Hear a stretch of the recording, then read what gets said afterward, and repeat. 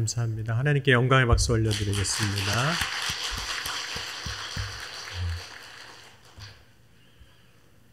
예수님께서 쉬지 않고 일하셨습니다. 그 이유는 한 영혼을 구원하시기 위해서입니다. 그래서 안식일에도 예수님은 병자를 만나시면 그 병자를 고쳐주셨습니다. 요한복음 5장 16절 17절 말씀에 그러므로 안식일에 이러한 일을 행하신하여 유대인들이 예수를 박해하게 된지라. 예수께서 그들에게 이르시되 내 아버지께서 이제까지 일하시니 나도 일한다 하시매. 그런데 예수님이 안식일에 병든 자를 고쳐주신 일로 인해서 유대인들은 예수님을 박해하게 됩니다. 예수님께서 안식일법, 곧 율법을 어겼다는 거죠. 특별히 이스라엘 백성들에게 있어서 율법 가운데 이 안식일의 법을 지키는 것은 굉장히 엄격한 것이었습니다. 출애굽기 31장 13절에서 15절까지의 말씀 보면 너는 이스라엘 자손에게 말하여 이르기를 너희는 나의 안식일을 지키라. 이는 나와 너희 사이에 너희 대대의 표징이니 나는 너희를 거룩하게 하는 여호와인 줄 너희가 알게 함이라. 너희는 안식일을 지킬지니 이는 너희에게 거룩한 날이 됨이라. 그 날을 더럽히는 자는 모두 죽일지며 그 날에 일하는 자는 모두 그 백성 중에서 그 생명이 끊어지리라. 엿새 동안은 일할 것이나 일곱째 날은 큰 안식일이니 여호와께 거룩한 것이라. 안식일에 일하는 자는 누구든지 반드시 죽일지니라. 그러니까 안식일에 일하는 것에 대해서 죽이라고 할 정도로 엄격하게 안식일법을 지켰습니다. 그런데 예수님이 안식일에 일하셨거든요. 그러니까 안식일에 율법에 금지하고 있는 일을 하고 있는 그 예수님을 유대인들은 십자가에 예수님을 못 박아야 한다고 생각하게 되는 겁니다. 안식일법을 그렇게 생각하고 있는 유대인들의 입장에서는 당연한 일이죠. 그런데 예수님이 유대인들이 말하는 그 안식일의 법을 어긴 것이 이번 한 차례만 그런 것이 아니라 여러 번이었습니다.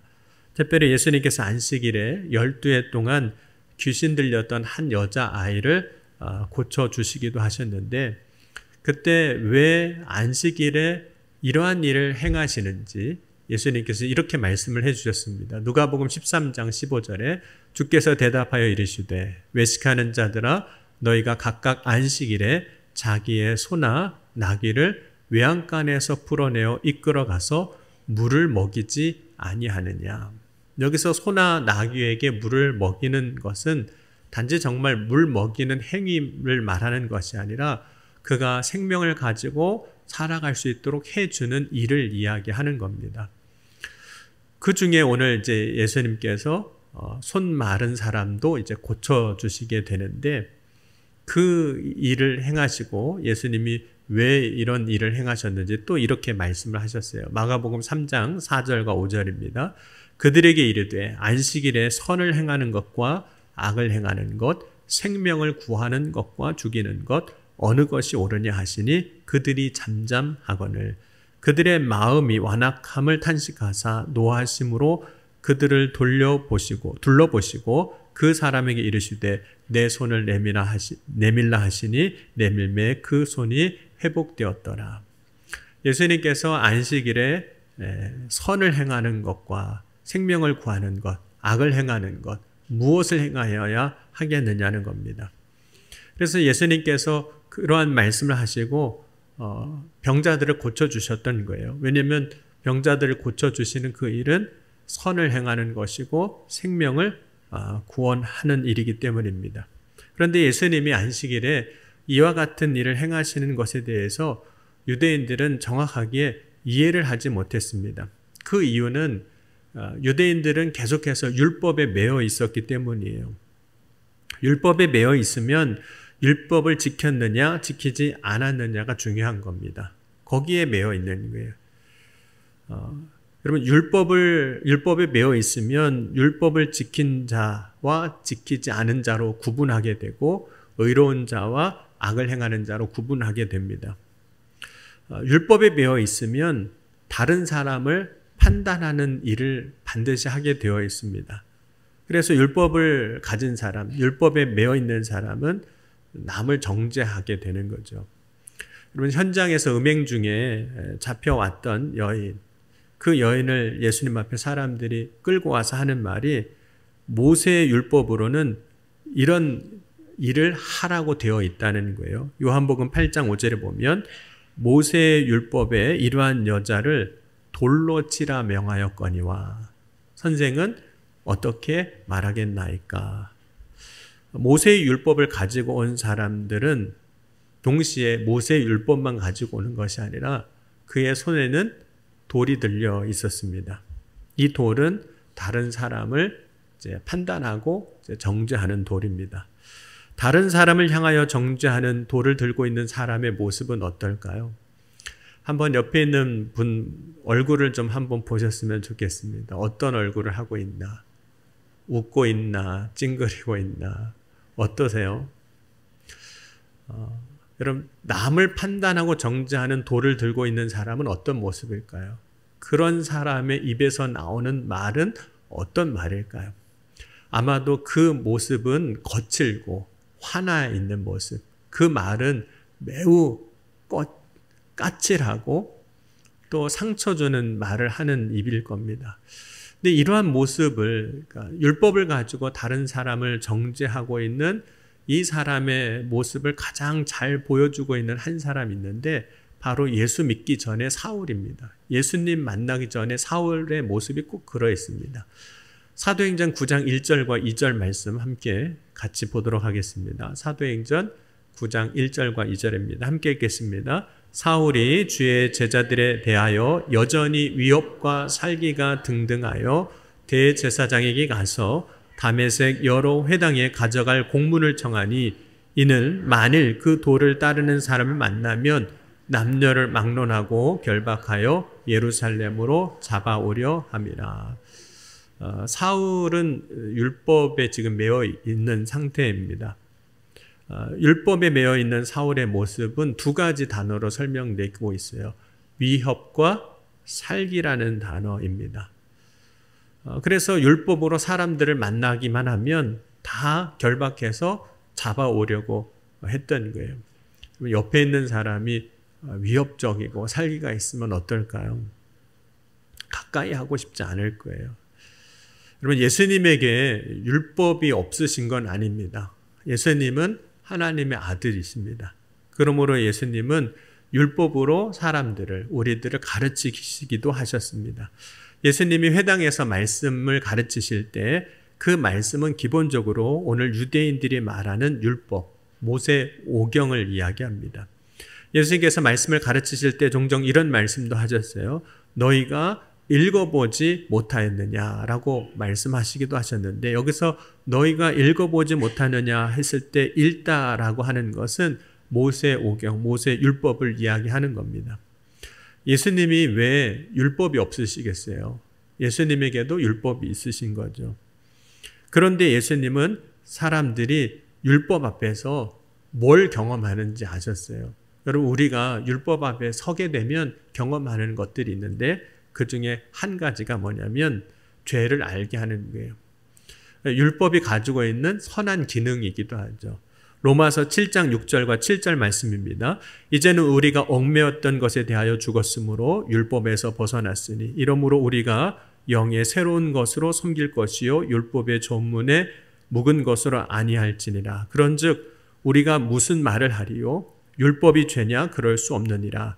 율법으로 말미암지 않고는 내가 죄를 알지 못하였으니 곧 율법이 탐내지 말라 하지 아니하였더라면 내가 탐심을 알지 못하였으리라. 그래서 율법이 갖고 있는 기능 중에 하나는 뭐냐면 죄를 알게 하는 거예요. 율법이 없으면 우리가 죄 짓고도 이게 죄 짓는지도 모르고 그게 죄인지도 모르는 겁니다. 그래서 율법이 필요한 거예요. 그런데 문제는 그 율법만 가지고 살아갈 때인 거예요. 율법이 필요하지만 율법만 가지고 살아갈 때가 문제입니다. 율법만 가지고 살아가면 옳고 그름을 따지게 되고 결국에는 판단하고 정죄하는 것 외에는 할 일이 없는 겁니다. 여러분, 예수님이 제자들과 함께 오늘 이제 밀밭 사이로 지나가실 때 제자들이 길을 열면서 이삭을 자릅니다. 제자들이 이삭을 자른 이유는 크게 두 가지로 우리가 이해할 수 있는데, 첫 번째 이유는 예수님이 가시는 길에 미리 있으니까 좀 가시기 편하시라고 그 길을 이제 열어드리는 거죠. 이삭을 자르면서 열어드리는 거죠. 그러니까 예수님이 가시는 길을 제자들이 나름대로 그 이삭을 자르면서 그 길을 준비합니다. 그러니까 예수님의 길을 준비한다는 의미에서 제자들이 이삭을 자르는 일을 한 거죠.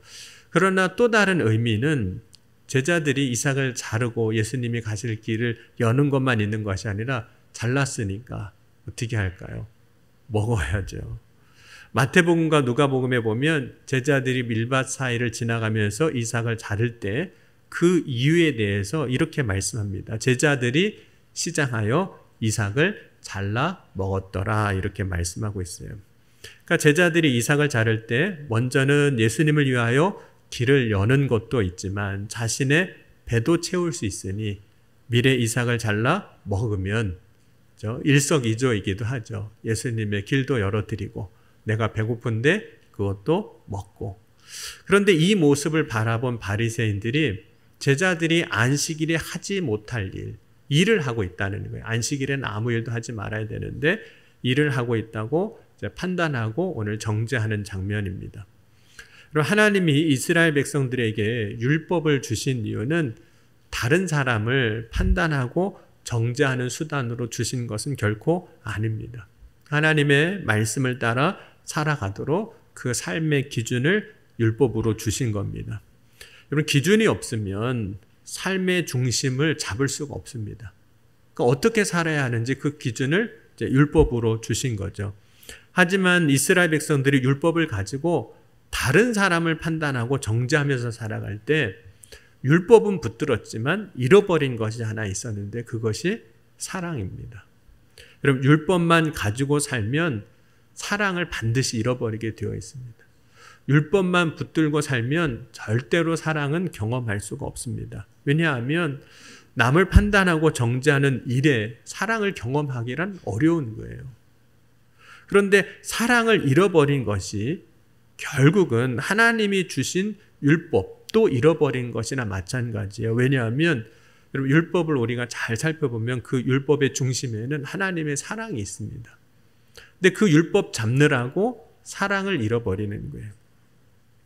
여러분, 유대인들 중에서 율법을 가장 잘 아는 사람들, 그런 부류 중에 하나가 서기관들입니다. 서기관들이 율법을 잘 아는 이유는 서기관은 율법을 기록하기도 하고 가르치는 사람이기 때문입니다. 서기관들이 율법을 기록하고 가르치기도 했기 때문에 서기관들을 율법 교사라고 부르기도 하고 혹은 율법 학자라고 부르기도 했고, 서기관들의 대부분은 그 율법을 따라 살아가는 삶을 살았기 때문에 바리새파 사람에 속한 이들이었습니다. 그런데 오늘 한 서기관이 예수님을 찾아와서 질문을 한 겁니다. 모든 계명 중에 첫째가 무엇이냐, 이런 질문을 해요. 여러분, 사람들이 질문을 할 때 모르기 때문에 물어보기도 해요. 모르니까 알려고 물어보기도 합니다. 질문을 통해서 배울 수 있고 우리가 질문을 통해서 깨달을 수 있는 것들이 참 많습니다. 그런데 사람들이 예수님께 찾아와서 질문을 했던 이유들을 돌아보면 많은 경우에는 예수님을 시험에 들게 하려고, 시험에 빠지게 하려고 했던 거예요. 예수님이 자신들이 한 질문에 대답을 할 때 자신들이 만들어 놓은 그 질문에 함정이 있는데 그 함정에 빠지게 하려고 질문을 했던 경우입니다. 그런데 한 서기관이 예수님께 모든 계명 중에 첫째가 무엇입니까? 라고 물었을 때 예수님은 그 서기관의 질문을 받고 다음과 같은 답을 주셨는데, 유대인들이 지켰던 그 계명보다 더 큰 계명이 있는데 그것이 하나님을 사랑하고 이웃을 사랑하는 것이라고 말씀해요. 그러면서 이보다 더 큰 계명이 없다고 말씀해 주셨습니다. 그러므로 사랑이 없는 율법은 온전한 율법이 될 수가 없습니다.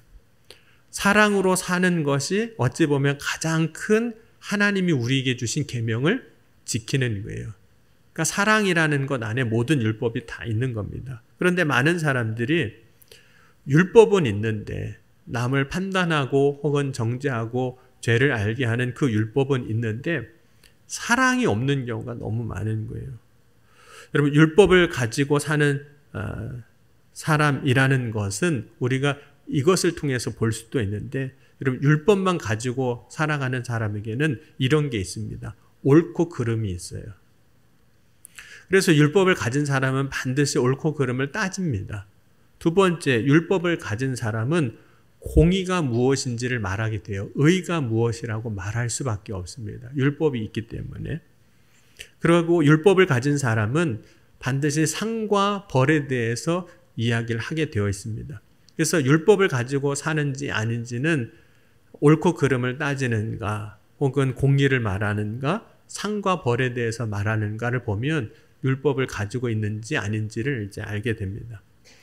예수님이 안식일에 밀밭 사이로 지나갈 때 바리새인들이 예수님께 제자들이 행한 일, 오늘 이삭을 자른 일, 이삭을 잘라 먹은 일에 대해서 말하는 걸 보면 바리새인들은 제자들이 행한 일에 대하여 옳고 그름을 이야기하고 있는 거예요. 보니까 이건 잘못된 일을 하고 있다는 거죠. 그러므로 바리새인들은 율법을 가진 사람들이 맞습니다.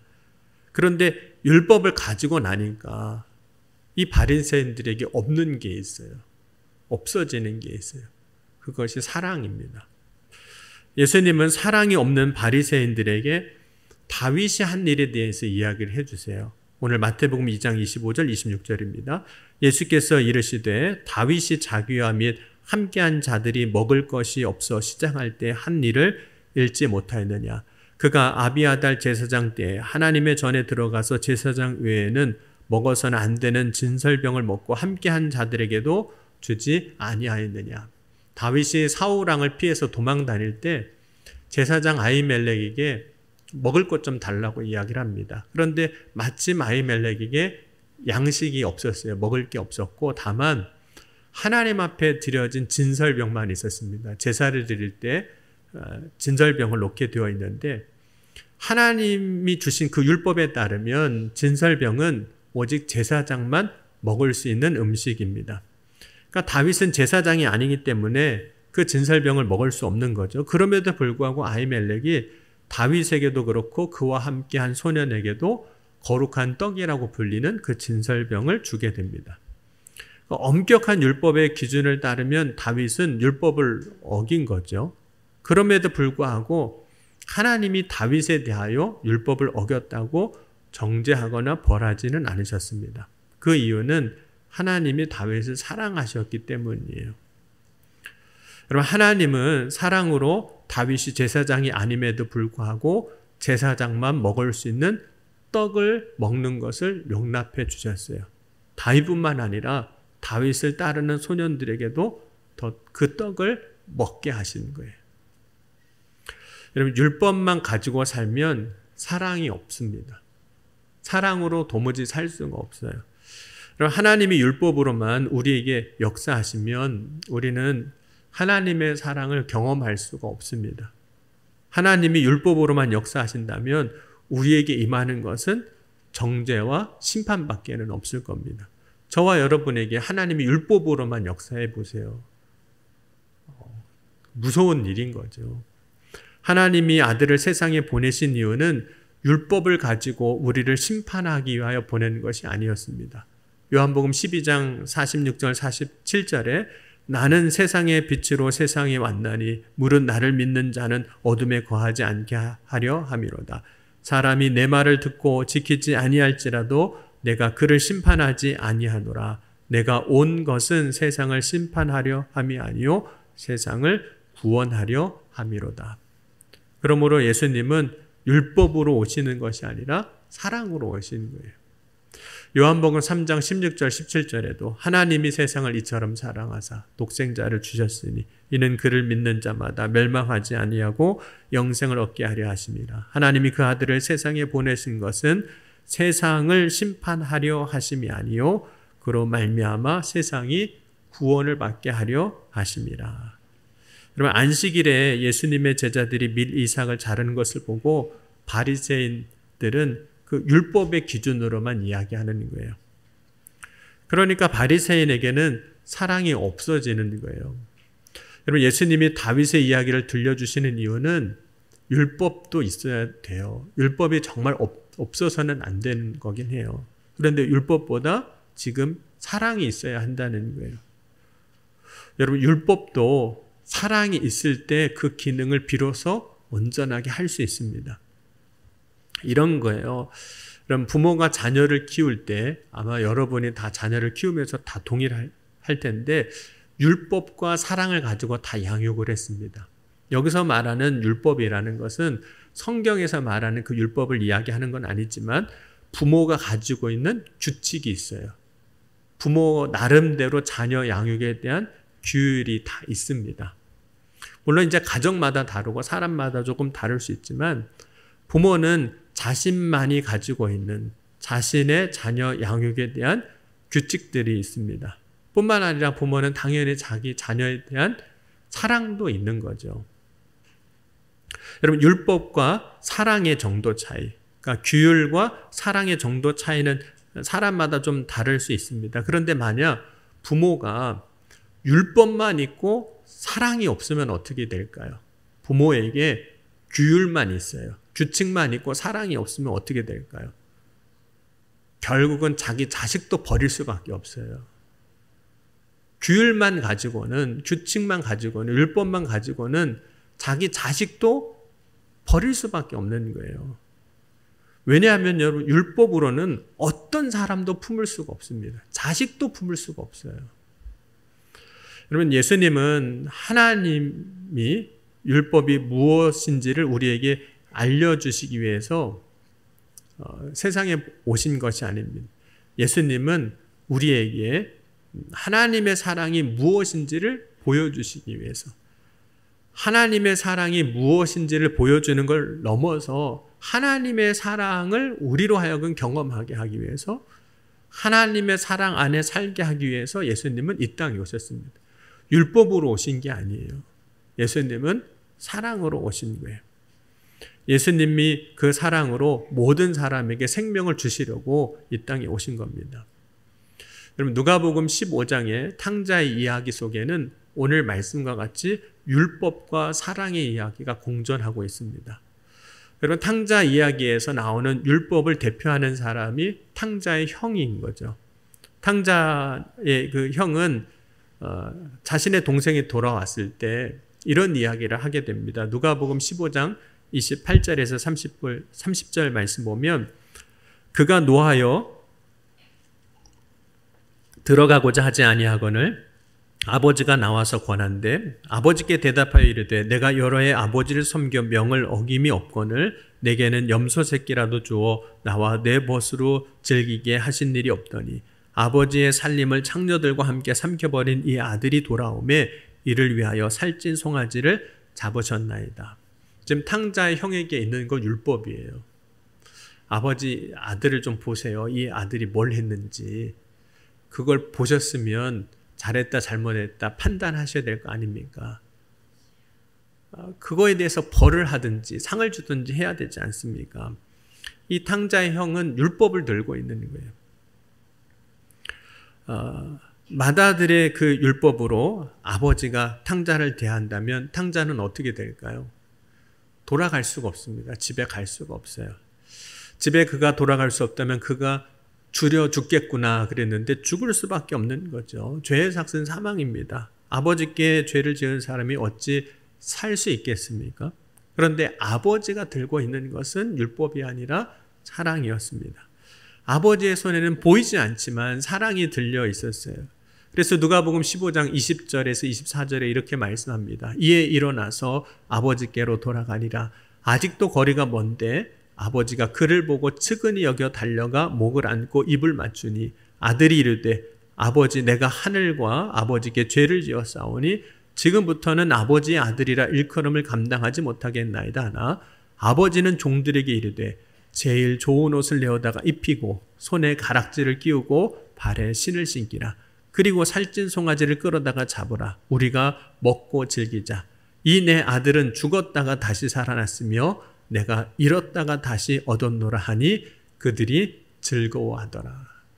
아버지의 손에는 율법이 있는 게 아니라 사랑이 있는 거예요. 그러면 아버지에게 율법이 없는 건 아니에요. 율법이 있어요. 그러나 아버지는 사랑으로 아들을 살리는 거예요.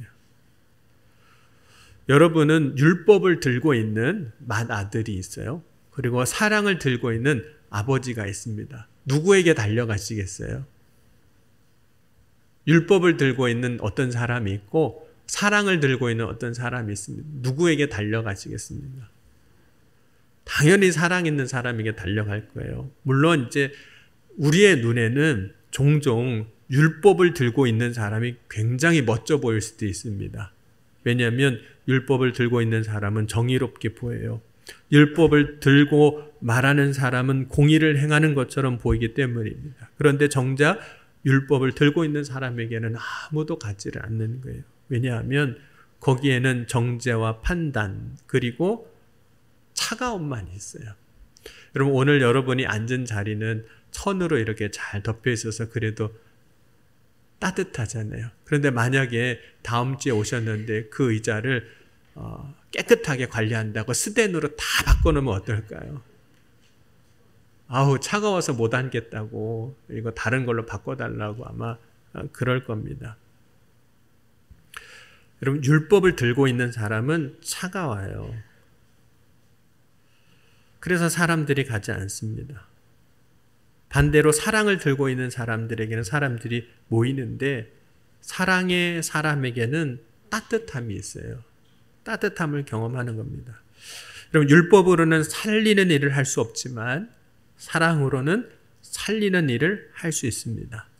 율법으로는 죽일 수밖에 없어요. 여러분 율법으로는 죽일 수밖에 없지만 사랑으로는 새로운 삶을 살게 할 수 있습니다.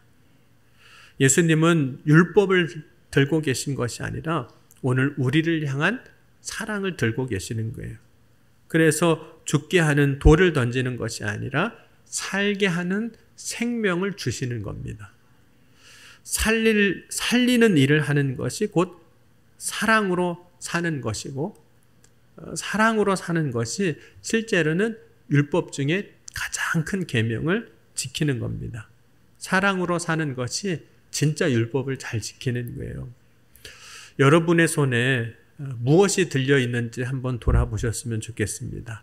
내 손에는 율법이 들려있는가? 아니면 사랑이 들려있는가? 여러분 율법이 아니라 사랑을 붙잡는 저와 여러분이 될 수 있기를 주의 이름으로 간절히 축원합니다. 사랑을 붙잡고 사는 사람이 진짜 예수님과 동행하는 삶을 사는 사람이고 그 사람이 예수님의 제자로 사는 삶입니다.